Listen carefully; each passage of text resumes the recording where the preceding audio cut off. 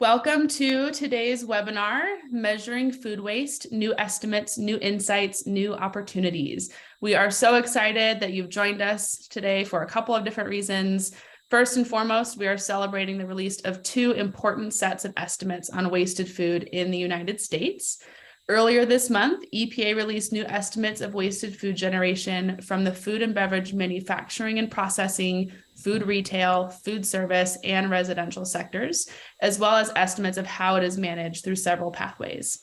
And then just yesterday, the ReFed Insights engine was updated with new estimates on the extent, causes, and impacts of wasted food in the US, along with an updated analysis of dozens of food waste solutions. We are also excited to have you join us today because our ReFed speakers are being joined by two amazing guests who are going to help us make sense of everything, and they will be introduced in just a moment. But first, my name is Jackie Suggett. I am Director of Capital Innovation and Engagement here at ReFed. For those of you who may not be familiar with ReFed, we are a national nonprofit working to end food loss and waste across the US food system by advancing data-driven solutions. And our Insights engine is one of the ways that we do that.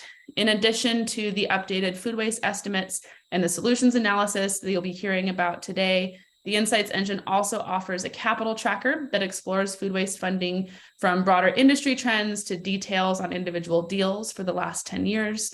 It also includes a directory of solution providers and a policy finder that we present in partnership with the Harvard Law School Food Law and Policy Clinic. Another way we are supporting advancement of solutions is through events just like this one, where we try to bring the information off the page and to life just for you. I want to let you know about two other upcoming events that we have that we would love to see you at. The first is another webinar happening next week.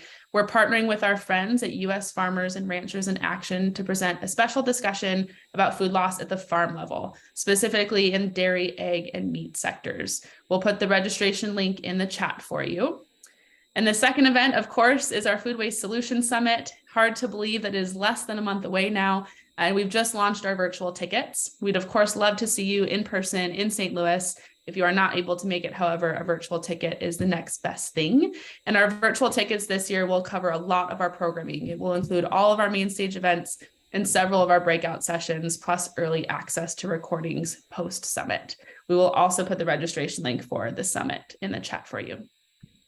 With that, I'm excited to introduce our moderator for today's discussion. Danny Nierenberg is president of Food Tank, a global community working to educate, inspire, and create change in our food system. Danny is a world-renowned researcher, speaker, and advocate on all issues relating to our food and agriculture, and she's a great friend of ReFed. Welcome, Danny. We're really excited to have you, and thank you for being here. Thanks so much, Jackie, for that kind introduction. I am so delighted to be here with all of you. Happy almost Earth Day. There is a lot to dig into. And before I begin, I just want to say what a pleasure it is to partner with ReFed. And I'm really excited to moderate today's discussion and really dig into all of these food waste estimates, why they matter, what they reveal, and where we go from here, most importantly, to reach our goal of ending food loss and food waste. So we're going to start with a couple of presentations from two of our speakers who will walk us through the latest U.S. Environmental Protection Agency and ReFed food waste estimates. And then we will open it up to a panel discussion. We're also going to leave a lot of time for Q&A from the audience, so start thinking of your questions now. So to kick things off, it's my pleasure to introduce a good friend, somebody I admire a lot and I've learned a lot from, and that's Dana Gunders, the Executive Director of ReFed. She will walk us through ReFed's latest data on food loss and food waste that, again, was just released this week. So congratulations, Dana, and over to you. Thank you so much, Danny. It is so exciting to be at this moment, and it's incredibly exciting to see everyone who has joined the chat. Thank you for telling us where you're from. I saw people from Hungary, people from Japan, people from so many walks of the US food system, and it just, it reinforces for me how much of a community that this is and how many people it's going to take to solve this issue. So thank you for being here and for your interest. We are introducing today numbers that have taken, probably about 18 months to really pull together. We've been working with over 80 data sources. We've done a lot to update. And just to start, give you a quick sense of what we've done. We are introducing numbers for 2020 and 2021. So we pulled in new data for that. We improved the assumptions around 21 of our solutions. We improved our greenhouse gas emission factors. We have a new, more current retail data source that we're really geekily excited about. We have a more navigable methodology now, so you can kind of navigate through how we got to some of these numbers a little bit more easily. And we made a huge amount of technological improvements involving about 30,000 different lines of code. So with that, I am incredibly excited to introduce our updated numbers. We found that in 2021, the US generated 91 million tons of surplus food, and that is about 38% of total the US food supply. Next slide, please. About 90% of that, 80 million tons, went to destinations that are defined by the EPA and the UN as food waste. So just to orient you with our terminology here, we consider surplus food anything that is unsold or uneaten. That does include donations, but less than 2% of that food is actually donated. The bulk of it is going to, like I just said, destinations that are considered waste, and we'll get into defining those a little bit more later. But 22% of all of the surplus was actually inedible scraps, the bones and the peels and things that couldn't have ever been eaten. And that's really important to keep in mind as we think about solutions for those scraps, as well as uneaten food that could have been eaten. Next slide, please. So within that, about almost half of all of the wasted food is coming from households. I want to point out that farm is the second biggest sector right now, and that we feel is an underestimate, because right now we are only able to model produce on farms. We haven't even begun to get to dairy, meat, seafood, and commodity crops. So we know that farm number and production is actually bigger than it looks here. But nevertheless, residential is still a huge part. Now, comparing that with our previous estimates, for those who are familiar with our last set of numbers, I do want to point out that these numbers are about 10 million tons higher in total. And our number used to be 35% of the US food supply. It's now 38%. In addition, the residential number increased significantly, and that wedge increased as a percentage as well. Our surplus from retail actually went down, and I'll come back to that. But I do want to mention, I know what's going through your mind is like, wow, did our waste go up 12%? That's not actually what we're seeing. But because we revise methodologies, we lean on Nielsen for a lot of their data, and they revise their methodologies. The total estimate went up. However, over time, we're not seeing these type of increases. Next slide, please. In terms of the environmental impacts of all of this, about 16% of US cropland, an area the size of California and New York, is going to grow food that ultimately never gets eaten, in addition to as much water as California, New York, and Texas use combined. And we know that food is still the top product that is entering landfills today.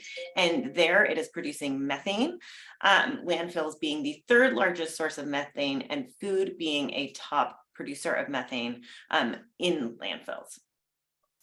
In addition, with that methane, as well as everything it takes to grow food, we estimate that about 6% of US greenhouse gas emissions are coming from food going to waste. That is equivalent to about 83 million cars worth. And what's interesting is that despite methane being, a big deal, food scraps being a huge part of the methane, the disposal of food is only about 6% of the entire footprint of food.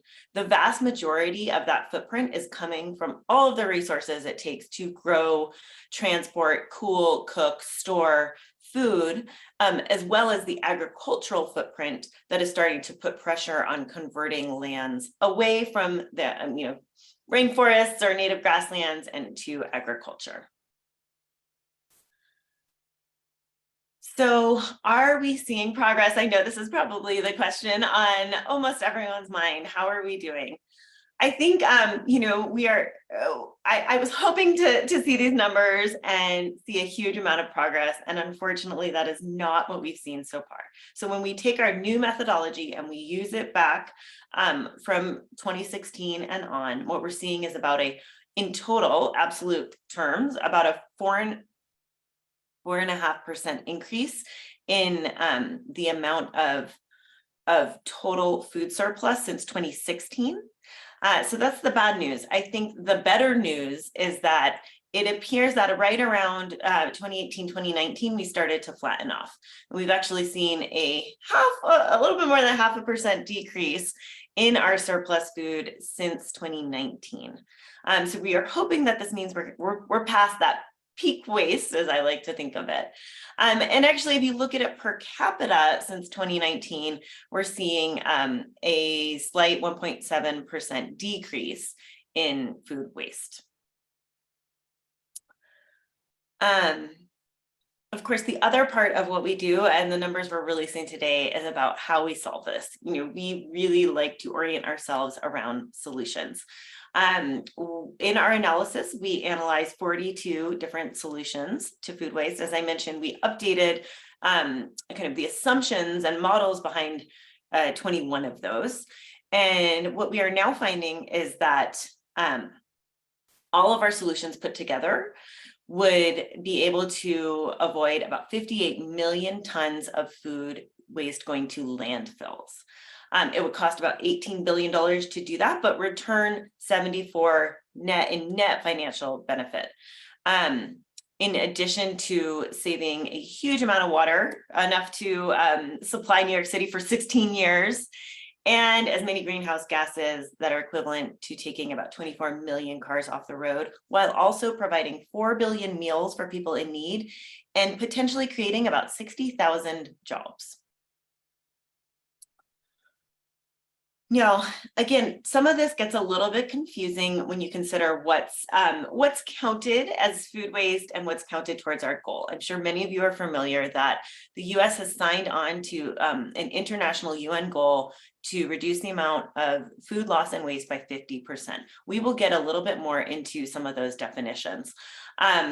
But here I want to articulate that for ReFed, we still include solutions. The EPA has evolved their definition of what counts as food waste, so that now composting and anaerobic digestion sort of add into that food waste bucket that they're trying to cut in half.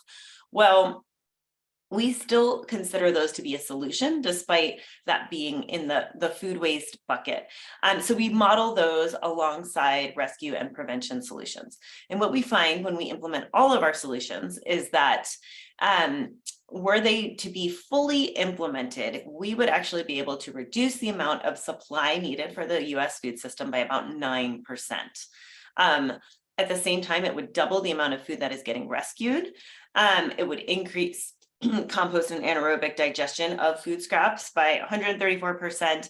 And waste that is going to pathways like landfill, incineration, and sewer would be reduced by 73%.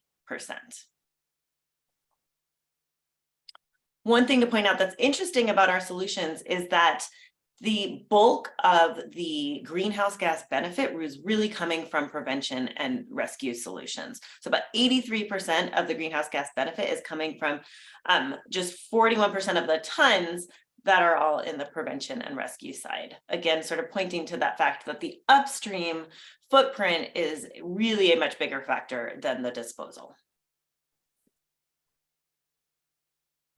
While our solutions don't get us the ones we've modeled don't get us all the way to that 50% goal, I do want to point out that there are so many more solutions out there. You know, our solution numbers are just what we've been able to model. We've already identified 31 more unmodeled solutions. And I know you can't read all the details of these, but just to point out, we've already identified 31 more solutions that we'd like to model at some point.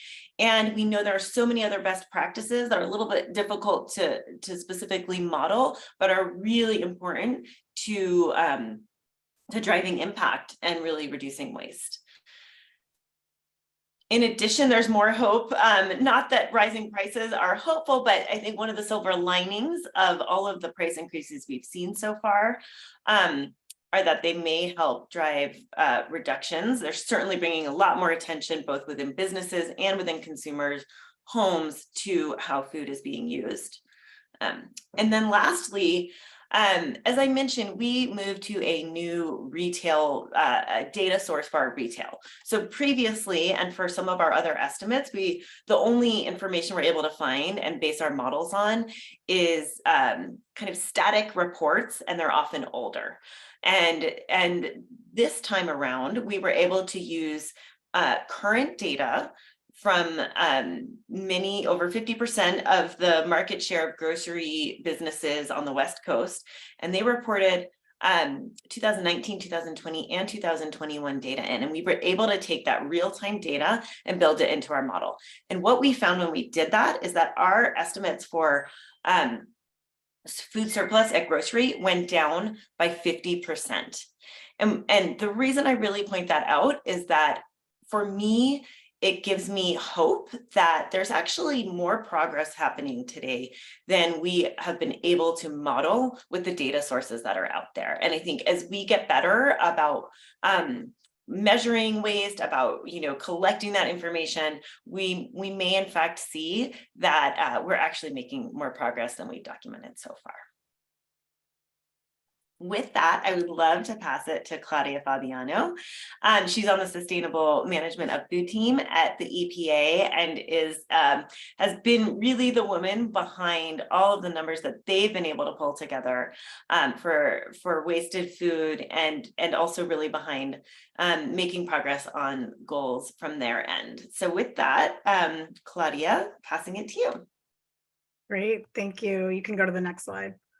Hi, everyone. I'm so excited to be here with Dana, Ash, and Danny to discuss all things data with you all. Thank you for spending your Friday afternoon or morning with us. I'm so impressed always by the data and the tools that ReFed puts out into the world. And I'm very happy EPA and ReFed can collaborate on these issues. Together, I think we're able to identify areas we're confident in, as well as areas that we both think could probably use some improvement when it comes to the data. So I'm going to give you a quick overview of EPA's latest wasted food data, which is for 2019 and was released earlier this month. I'm also happy to put some links in the chat a little bit later. Next slide, please. So first, I want to mention what parts of the food supply chain EPA develops estimates for. I think Dana mentioned this, but we do not have estimates for on-farm loss. And we've historically focused on municipal solid waste here in our program, which excludes production and industrial waste. But a few years ago, we expanded our scope for food beyond that to include food and beverage manufacturing and processing. So our scope includes the manufacturers and processors, food retailers, and then the consumption stage, which includes wasted food from food services and residential sectors. So just a slight difference with ReFed scope in that EPA does not have on-farm data. And then a note on terminology, which Dana touched on as well. There's really so many terms used in this space. You'll hear food loss and waste, wasted food, food waste, excess food, surplus food.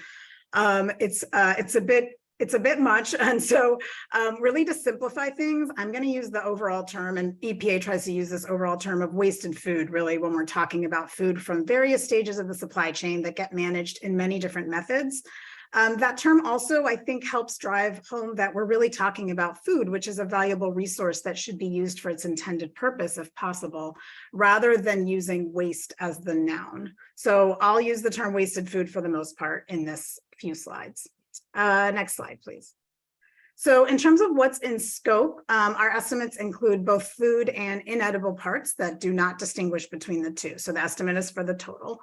And as far as what management pathways or destinations that our estimates cover, you can see the list on the right. It's probably a little small, which is from the Food Loss and Waste Protocol. We include estimates for donation, animal feed, bio-based materials, anaerobic digestion, composting, controlled combustion, land application, landfill, and sewer, which is food that's sent down the drain.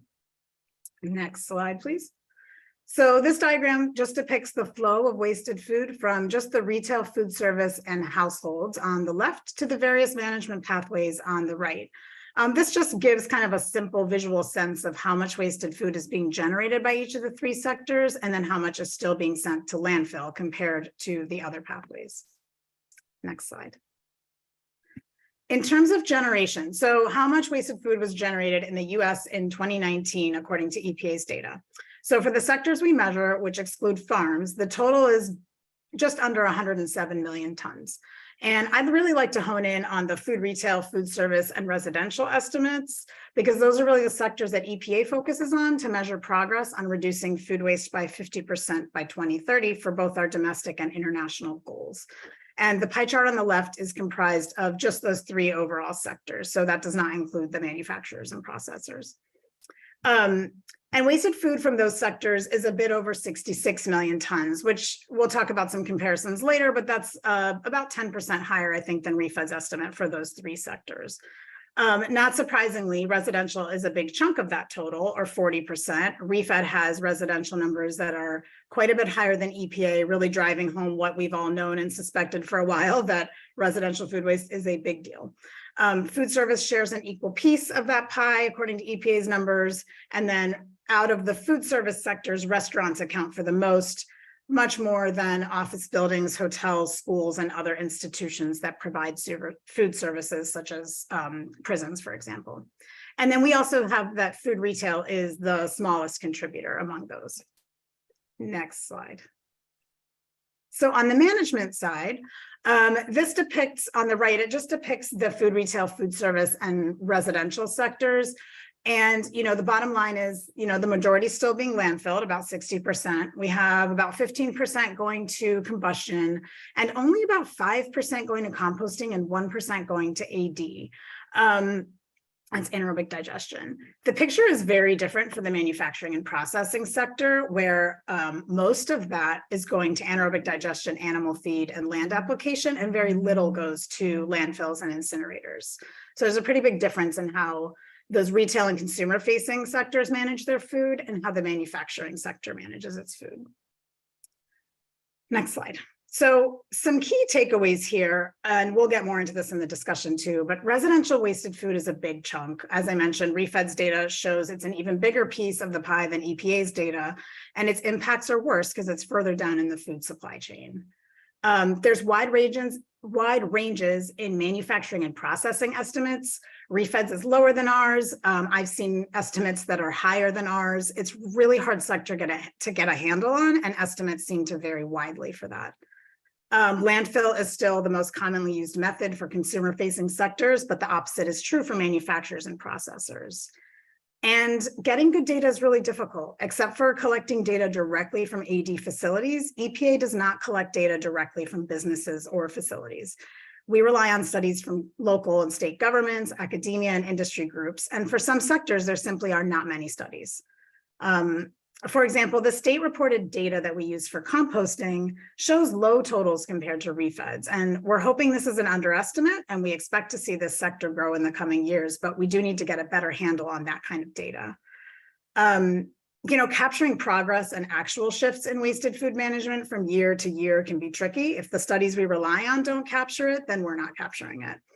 And Dana mentioned this as well, but according to EPA's data, we saw a slight increase in the 3 years between 2016 and 2019, showing that we still have a long way to meet the ambitious 2030 goal. Now, REFED has data for 2020 and 2021, which is looking a little more promising. Hopefully when EPA's data comes out for those years, we'll also have a similar story to tell, but we have a lot of work to do to get anywhere near our goal. And overall, these data sets really just, I think this is kind of a key takeaway, is that, there's obviously differences in the numbers, but these data sets give us a general directional sense of what's happening. They can help give us an idea of where there's opportunities and where investment is needed.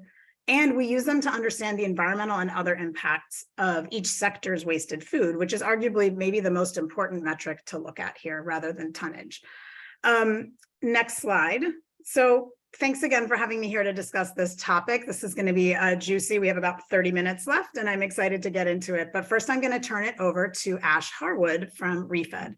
Ash leads the development and delivery of information and accompanying technical products at ReFed, including the Insights Engine, that will lead the industry to act on food waste reduction. Ash is the founder of Red Hook Media Lab, a content and research studio that draws on best practices from entertainment education, behavioral science, design thinking, and data science to promote positive social progress. And he has spent over a decade working at the intersection of social change, data, design, and technology, spanning industries and continents at organizations like the Council on Foreign Relations and UNICEF. Some of his proudest professional accomplishments include establishing the Council on Foreign Relations Nigeria Security Tracker, an interactive data platform for tracking political violence, creating Nigeria's first mobile-first pro-vaccine entertainment education series, conducting field research into the state of Kenyan media, and developing a media literacy entertainment education series called Anomaly, which premiered at the Tribeca Film Festival. So this is a man of many talents. I'm going to turn it over to you, Ash. Thank you. Thanks, Claudia. I was not prepared for a full read of my bio, so yeah, thank you. Thanks for coming, everyone. This is great. We're excited to have you. I want to get us to the conversation. So, but real quick, I think my goal here was to tie together some of the things that you've heard from Dana and what you've heard from Claudia, and in particular, maybe start to set up some of those side-by-sides between the different numbers that you've been hearing, and hopefully get us into a conversation of why they might be different and what we can do with these numbers. So this first slide is really just intended to give you a sense of how we think about this 2030 goal. So the EPA technical goal of cutting food waste in half only refers to basically these blue sectors, these destinations within retail, food service, and residential.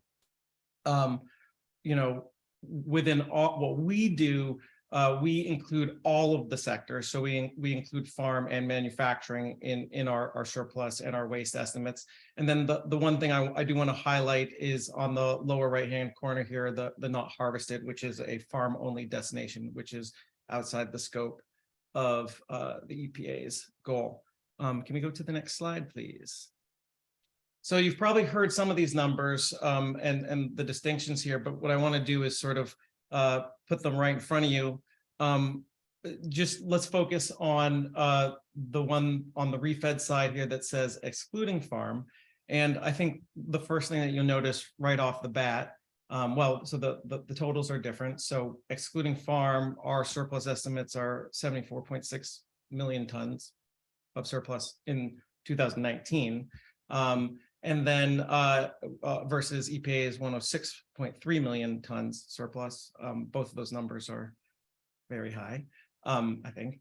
And but I think probably the thing that's jumping out at you the most is the breakdown. So in the case of us, in ReFed, you'll see that the without farm surplus is attributed to about 54.7% in the residential sector versus just shy of 25% in the residential sector, which is definitely a noticeable difference. You'll also notice the difference in manufacturing, and then smaller differences between food service and retail.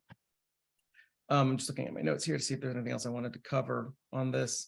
I think really the maybe the biggest takeaway, and Claudia said it and Dana said it, is doing this kind of measurement is incredibly difficult, as I'm sure many of you know, and we aren't there sort of high up in the supply chain weighing food and actually getting that direct measurement. And so how you go about doing this leads to different types of estimates.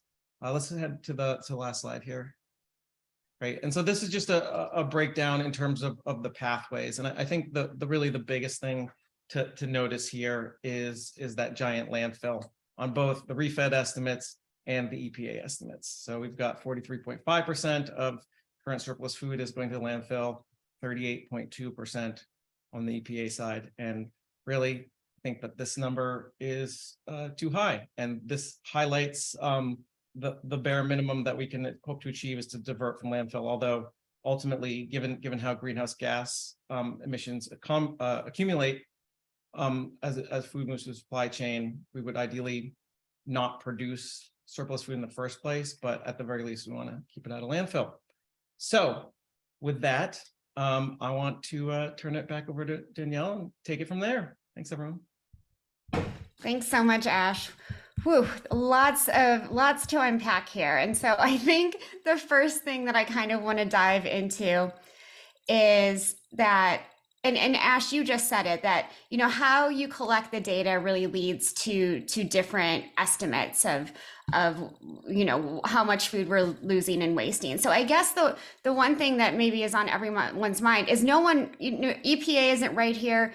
Refed isn't right here. Neither of you are wrong. So how can we understand these differences in a way that's helpful to all of the folks listening who come, you know, who are regular eaters, who come from the business side, who come from restaurants or retail? What's the biggest takeaway from these numbers that you want them to understand?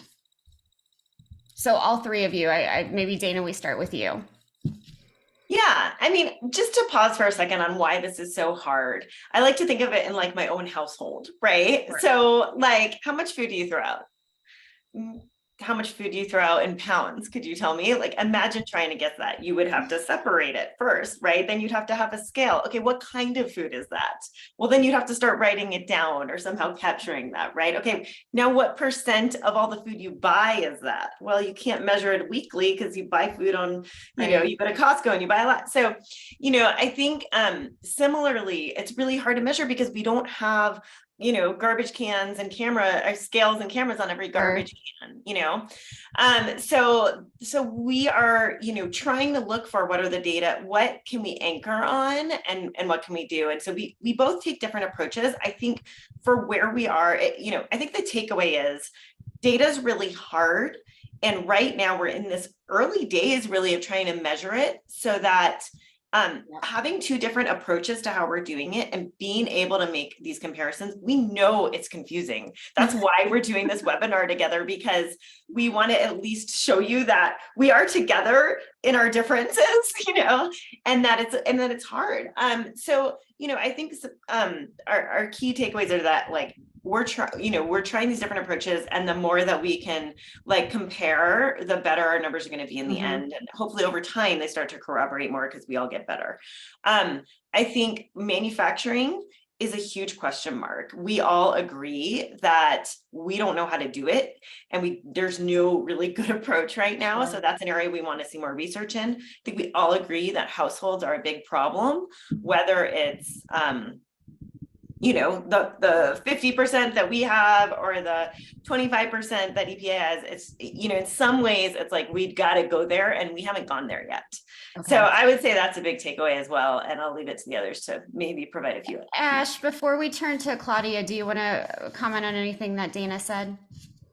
I mean, I think she's absolutely right in terms of I think there is a lot of value in having a range of estimates. I mean, I think the bottom line is the numbers are both high. They both signify the impact, whether you believe that there's 109 million tons of extra food or 91 or 78, those are still tremendous numbers of unnecessary greenhouse gas emissions. Right. This is a lot of this is food that is we're paying for, right? And I think that's one of the kind of the big distinctions in this space is you know, switching over I'm not even going to comment on what it takes to like not burn coal anymore, but not throwing, but buying food that you intend to eat and then throwing it away. I feel like there's an interesting opportunity. There's a real unique opportunity in this space. Absolutely, lots of opportunity there for sure. Claudia. Yeah, I mean, Dana and Ash covered it. I mean, one thing I just want to note on is, you know, we do have very different methodologies. We use some similar sources, but our methodologies are quite different. And one thing that struck me is the differences between the AD and composting numbers. were basically switched, right? So EPA has low composting numbers and high AD numbers. Both of those sets of numbers are bottom-up numbers. Our composting numbers reflect state-reported data, which we also know is a challenge for states to get that data. So it's like our issues with our data reflect, the challenges that governments and businesses have in collecting that same amount of data. Now, with anaerobic digestion, I know there's been some chat, I think, in the chat for the Zoom. EPA, that's the one actual source that EPA collects data directly from facilities, and we do not have 100% response rate on that survey, and yet our numbers are still way higher than refed. So there's a lot more to unpack here, but I think that our data differences also just reflect the difficulty in collecting data across all government and private sector. Thank you so much. So I think that leads me to my next question, Claudia, and I might need a second to sort of articulate it. So I'm wondering what our listeners can sort of infer when we have data that from you both that are very close in sort of how they look, and what we can infer when they're very, very different, what that means. So Dana, I'm looking at you. Yeah, well, I think, highest level, we all have really big numbers, right? Yeah. And so the bottom line is whether food service is 20% or 30%, there's a lot of food going to waste in food service. And even if it's not the biggest wedge, it's still a huge amount of food, and there's huge opportunity there. So I think in some ways let's not get too caught up in the wedges, because everyone has plenty of room for growth. So I think that's in some ways kind of the most important. And then the other thing I'll say is, like, we, when we say top down, we start with like sales, right? We start with how much food is being sold or how much food is being grown, and then we try to back into how much is going to waste. The way EPA does it when they're saying bottom up is they say, okay, for each hospital, here's 3 studies that say hospitals, waste about this much per hospital bed. Now let's see how many hospital beds are in the whole US, and we'll just estimate that amount of waste, right? So, I think there's the challenge is that there's no right or wrong here. Right. And so I think when things are really different, to me, that shows we need more effort in that area. When they're closer, we feel a little bit more confident that we are like getting it about right. That's great. Claudia, do you want to add to that? Yeah, I think Dana summed it up. I mean, the other thing is, I know there's sources of data from, even just the last year that EPA has not incorporated into our estimates yet. And so, I'm really looking forward to that. There's more and more data all the time that we didn't used to have. I mean, Ohio State does a household survey, and there's more in that space that can start to help us improve our numbers. But at the end of the day, there's no like government-wide mandatory reporting on any of this, right? So we're doing our best with the data we have. And, when our numbers are wide apart, that shows that the truth is probably somewhere in between. When they're closer together, we can be a little bit more confident in what those results are showing us. Absolutely. Claudia, you mentioned that we have more data than ever before, but I've heard the 3 of you sort of consistently say throughout this discussion that getting data on food loss and food waste is very difficult. And so I wonder why that continues to be a challenge. This is something we've known about, because of people like Dana Gunders, we've known about this issue for a long time now, and many others in this space who have been good at creating the awareness. Why don't we have better numbers? And maybe Ash, I can start with you there. Why don't we have better numbers? Well, I mean, there's a lot of different reasons. I mean, I think the first thing that what we're both trying to do here, which is unusual, is we're trying to measure the entire food system. So if you think each little thing that happens is in itself its own tiny little research project, right? And so, I think Claudia just mentioned some of the work that's going on in Ohio State doing surveys of residential food waste, and there's some other stuff coming online, right? That is one little sliver of all of the things that we need to know in terms of the total amounts of food that are being wasted, the sort of the relative amounts, the reasons, the causes, those cause breakdowns, why it's being wasted are really important if you want to know how to solve this. So I just think that there's just so much complexity in talking about the system. a lot of research, getting a nationally, for example, a nationally representative sample of waste with the kind of detail that we need to make policy and operational decisions is messy and hard, and would involve dumping a lot of garbage on the ground, and I imagine millions and millions and millions of dollars, and ideally we would do it every year.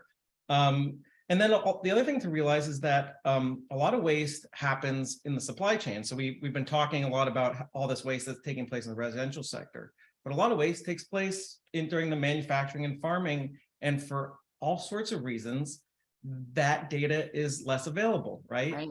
Part of it is challenges measuring. Part of it is maybe some fears that there's some sort of risk or some sort of competitive advantage to keeping that data available. So in a sense, I kind of saying this as a call to action, like all of you out there, all you academics and all you people who want research projects, or folks who work in businesses and believe that's measurement, we can work with you, and if you make that data available, or if you work in sort of like a pre-competitive manner, there are ways of actually protecting the competitive nature of that data, anonymizing it while still serving the public good, and also providing benchmarks and so forth. So I think it's hard, but I really think there's a ton of opportunity. It's just absolutely. And I think yeah, and you bring up a really good point. There's an opportunity for philanthropy to invest in this as well, to fund those research projects that you're talking about. And I think that's an important piece of this. Philanthropy could change so that we can have more progress and see where it's actually happening. Dana or Claudia, do you want to add anything? Well, I would totally agree with that, Danny. I think one of the challenges is that it's a hard thing to get people to support, right? Like, especially in philanthropy, people like to support like a project on the ground that they can see the direct impact of. And so trying to get support for this more systems level work that is kind of enabling the whole field to progress is a challenge, and I think especially when it's sort of confusing as to why it's so hard, and I like to say, carbon emissions were really hard to do in the 1990s, right? There were so many like foundations that needed to be laid before they could really start to compare, and have the EPA could have their annual inventory, and that it's not that dissimilar to food waste, where like there is just so many like protocols and foundations and boundaries set, and how do you do this, and how do you convert this to this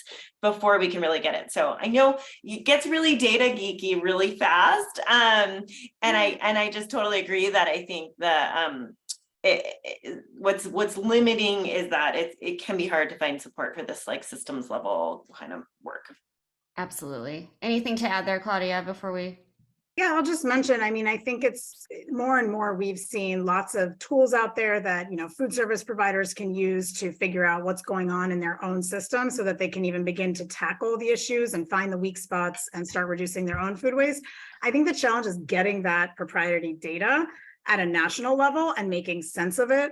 The Pacific Coast Collaborative has done a lot of work in that space to get data and then provide it, in an aggregated way. I think we need to see more of that. Absolutely. Dana, you said something very interesting that struck me, that more progress is actually happening than the models are able to capture. And I'm wondering if you can sort of expand on that so much more progress is happening than we're seeing. Sure.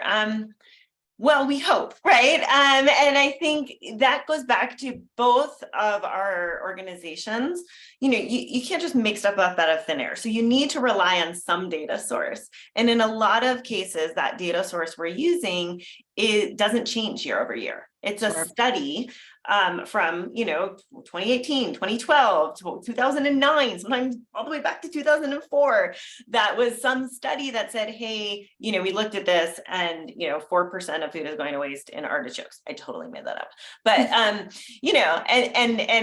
that's not getting reported every year. So if we're making progress on artichokes, we're not going to see it unless we're measuring that waste in artichokes every year, right? Mm-hmm. And so that's why from that data geek side, we are all so excited about the Pacific Coast Food Waste Commitment and getting this real retail data, because it may be a little bit skewed towards the better, because these are companies that are actively participating in a food waste reduction project, right? But nevertheless, it is real time. And I think the fact that it came in much less than the previous sources, which by the way, were from 2009 and 2012, is promising. And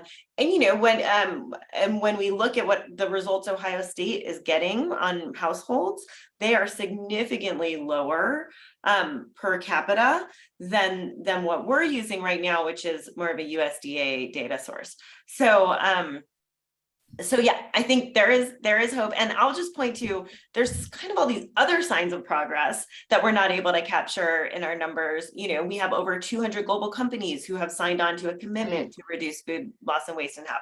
This year, for the first time, the White House, as part of the North American Leader Summit, made a commitment to food waste reduction right next to, EV charging capacity and ocean conservation. Right. And so we're seeing the issue elevated. We know there's a lot of action. And I think the fact that we haven't totally been able to capture that yet, does give me a lot of optimism that we're actually making a little bit more progress than our numbers are able to show. Claudia, any thoughts on how government and policy making, you've seen a lot of change, I'm sure, over the last several years, and how this issue is being viewed?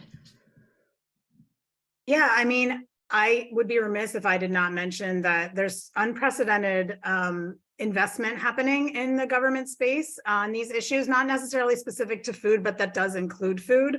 I mean, I do want to mention that the bipartisan infrastructure law gave our program $350 million from 2022 to 2026 for 2 grant programs that include wasted food in their scope. We've never had that kind of money before. One is the solid waste infrastructure for recycling program. The other is the recycling education and outreach program. While they're not 100% specific to food, they do include food. That is a huge deal.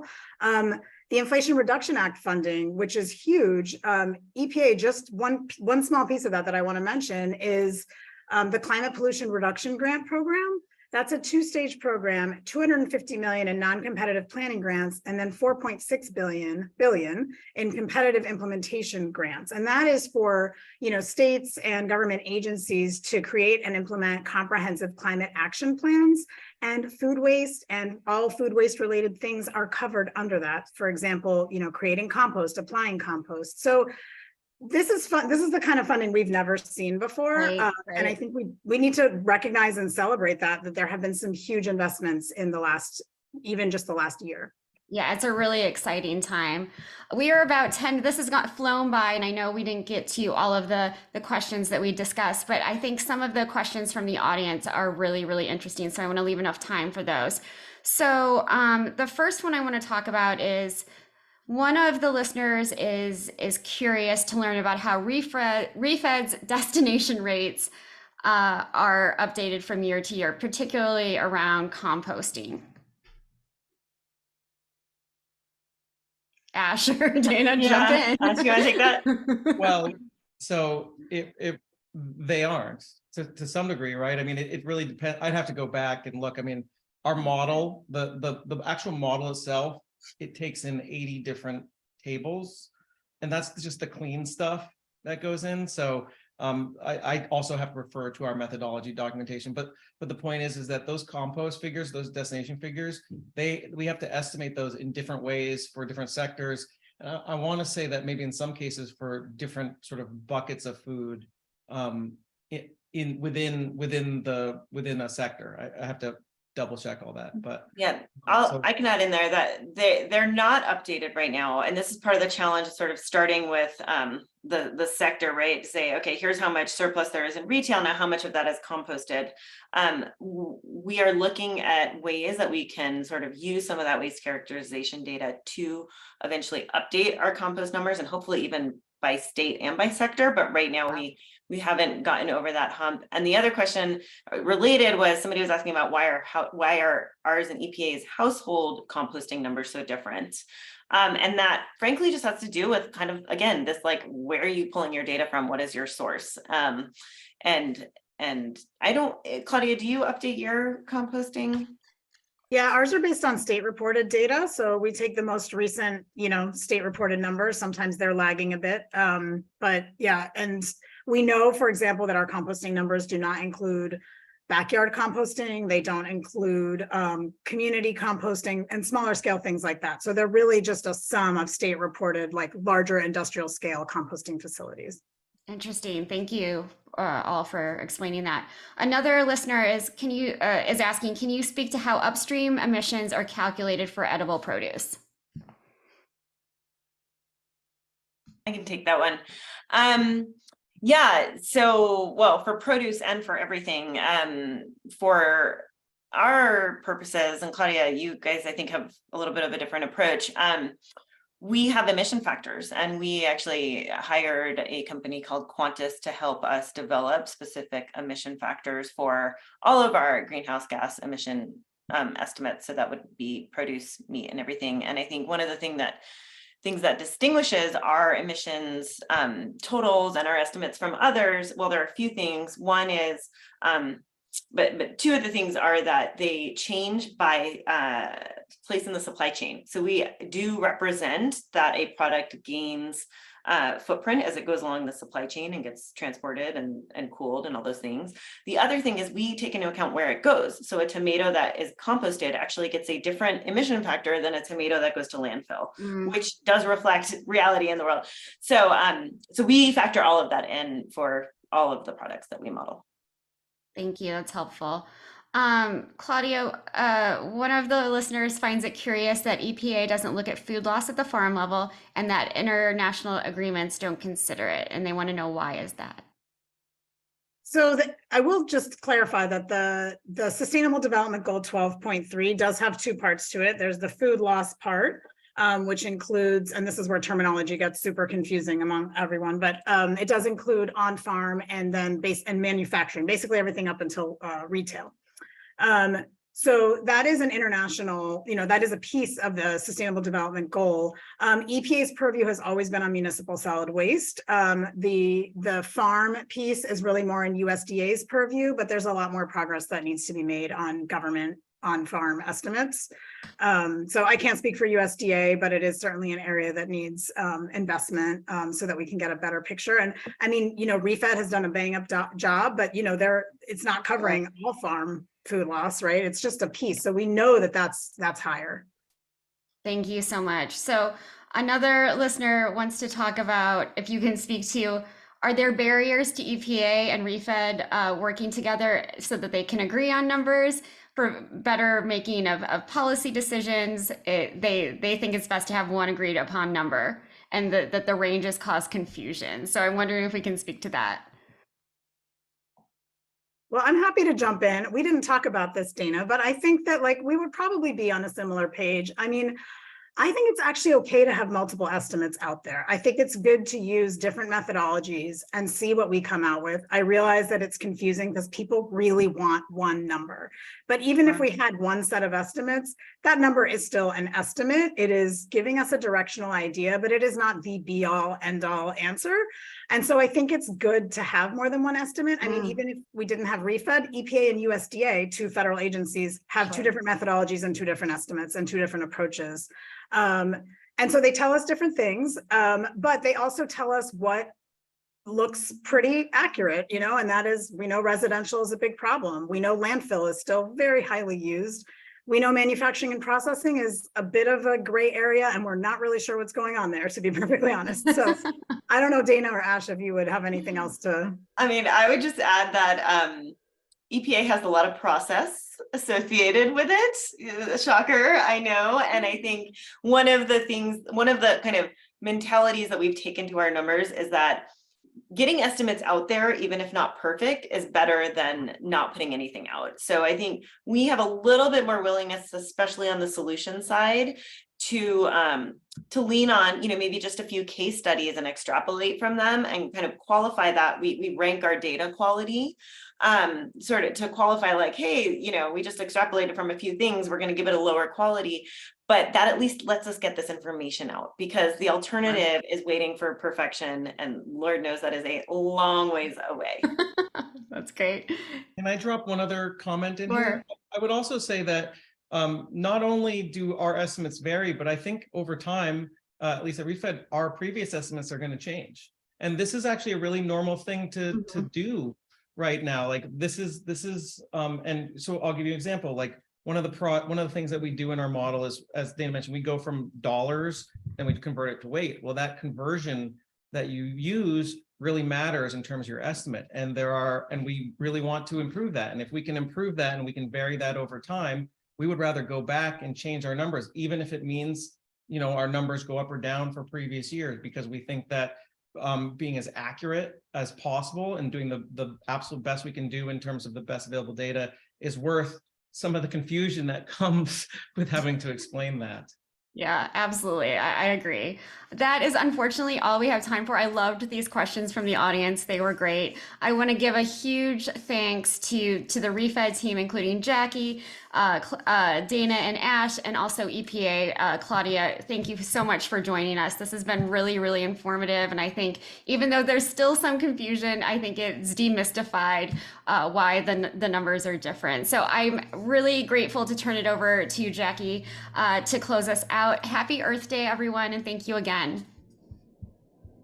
Great. Well, thank you. I will echo the thanks for all of our panelists and add one in there for Danny as well for hosting our conversation today. It's been really enlightening, and I know we didn't get to nearly all of the questions. There were so many, but thank you for your engagement and your interest, and we look forward to continuing to communicate with you and to share our learnings and all the various aspects of this data. So again, thank you for taking time this Friday before Earth Day to join us for the discussion. Please use the contact information on the screen if you do have any questions or feedback you haven't had the chance to share yet, and have a wonderful weekend.